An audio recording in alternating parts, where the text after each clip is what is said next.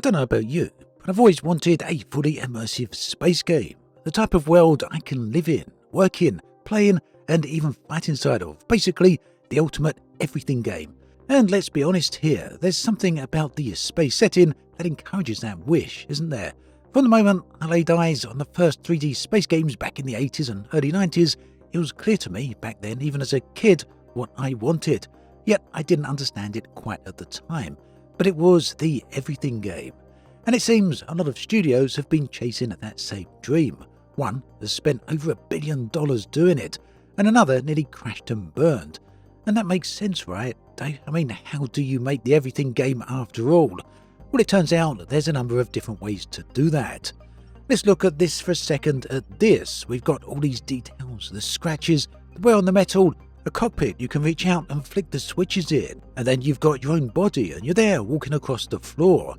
And now look at this. We've got the moons on the horizon, a sky that looks kind of painted, and a whole world laid out in front of you. And then there's you, set against all of this, tiny, standing before it.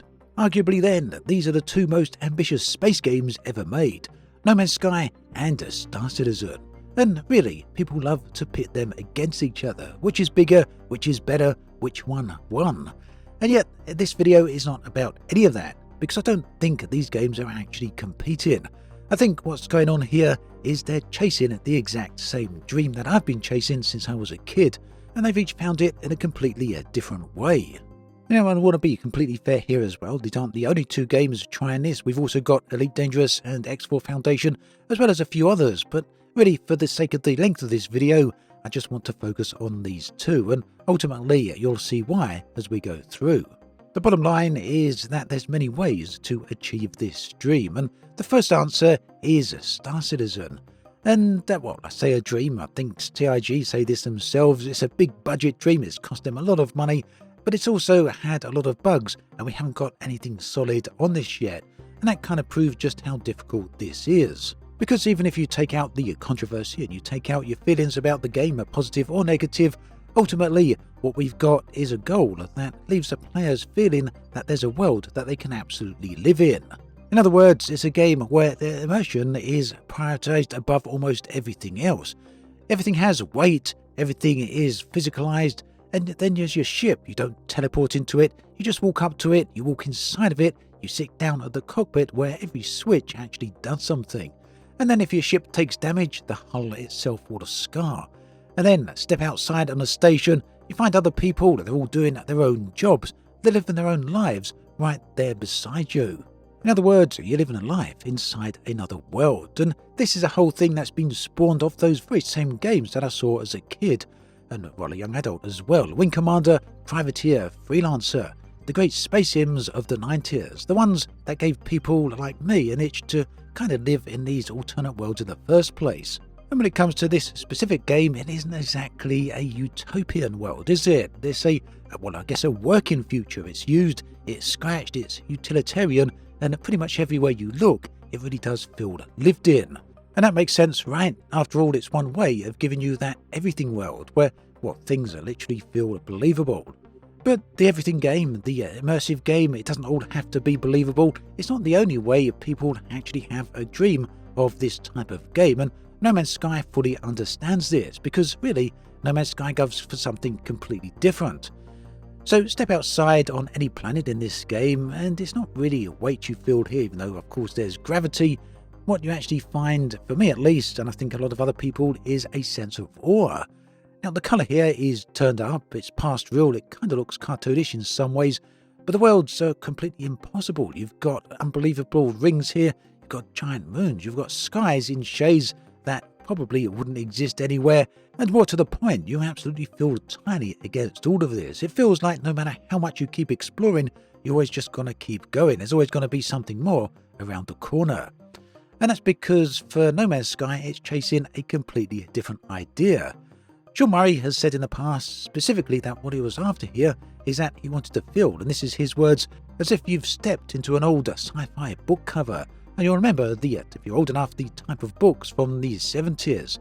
And I think Sean Murray has been very literal about this. Think about some of the books here. We've got The Art of 1970s, Chris Voss, John Berkeley, the painters of the old paperbacks, where we saw things such as impossible ringed worlds, bright, optimistic, almost kind of psychedelic worlds.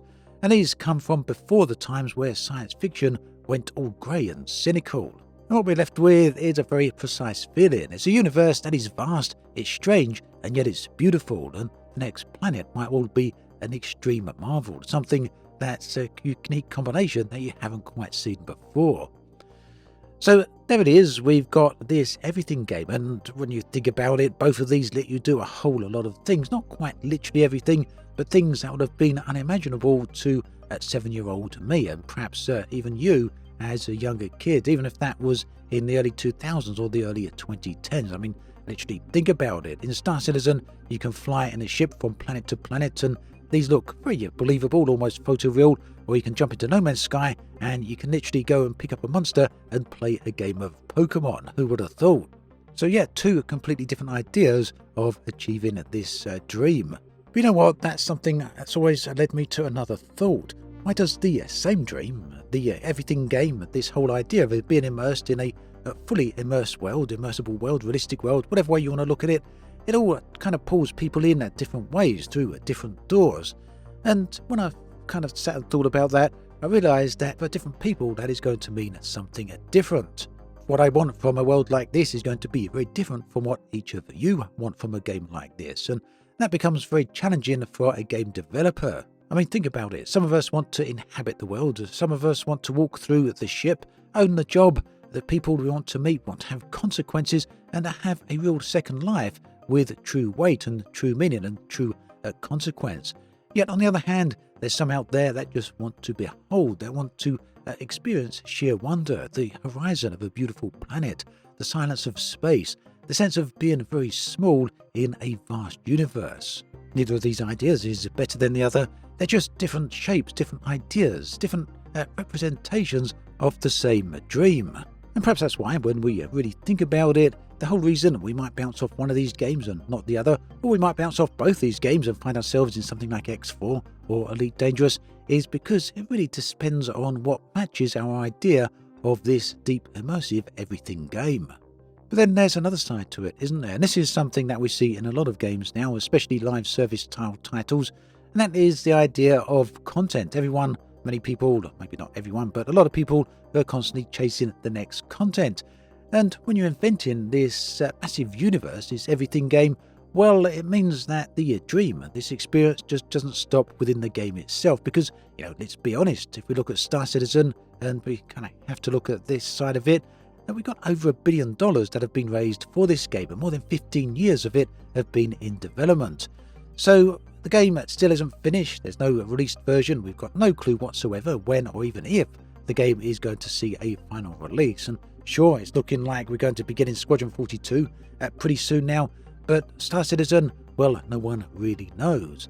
But whilst that is certainly a controversy, and there's valid reasons for people being concerned about that, people have poured an extraordinary amount of money into it, it kind of leaves another side of this whole experience, because Star Citizen isn't just a dream game for a lot of people. The whole building the game experience is a part of it as well. They're kind of helping to build it.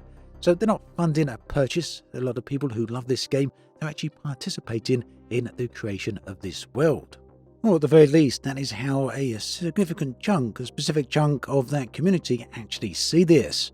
And listen, I'm not judging. That's just the way it is with that game. No Man's Sky has got a completely different approach, because for most people, they don't just love jumping to No Man's Sky, play it for a few days or a few hours or whatever, and then never go back. And the reason for that is because we've got 10 years of free updates.